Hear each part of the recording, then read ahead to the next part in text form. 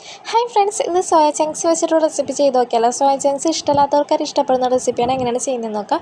Soya chunks 2 minute നന്നായിട്ട് തിളച്ച വെള്ളത്തിൽ വേവിച്ചെടുത്ത് പിഴിഞ്ഞ് മാറ്റി വയ്ക്കുക. അതിലേക്ക് 2 മുട്ട, മഞ്ഞൾപ്പൊടി, ഉപ്പ്, മുളക് പൊടി, ഗരം മസാല എന്നിവ ചേർത്ത് നന്നായിട്ട് മിക്സ് ചെയ്യാം. അതിനുശേഷം കോൺഫ്ലോറും കൂടി ചേർത്ത് മിക്സ് ചെയ്ത് വെളിച്ചെണ്ണ ഒഴിച്ച് വെളിച്ചെണ്ണയിൽ ഇത് നന്നായിട്ട് വറുത്തെടുക്കാം. അതിനുശേഷം ഈ ബാക്കി വന്ന ആ എണ്ണയില്ലേ, ആ എണ്ണയിലേക്ക് തന്നെ കുറച്ച് എണ്ണയും കൂടി ഒഴിച്ച് ഇഞ്ചി, വെളുത്തുള്ളി, സവാള, പച്ചമുളക് എന്നിവ ചേർത്ത് നന്നായിട്ട് വഴറ്റിയെടുക്കാം.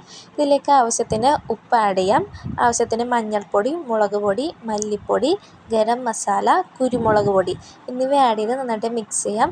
അതിനുശേഷം ഇതിലേക്ക് തക്കാളി ആഡ് ചെയ്യുക. തക്കാളി വെന്തുടങ്ങിയതിന് ശേഷം മല്ലിയിലയാണ് ആഡ് ചെയ്യേണ്ടത്. എൻ്റെ കയ്യിൽ മല്ലിയില ഇല്ലാത്തതുകൊണ്ട് ഞാൻ ഉള്ളിയുടെ തണ്ട് അരിഞ്ഞ് ആഡ് ചെയ്തിട്ടുണ്ട്.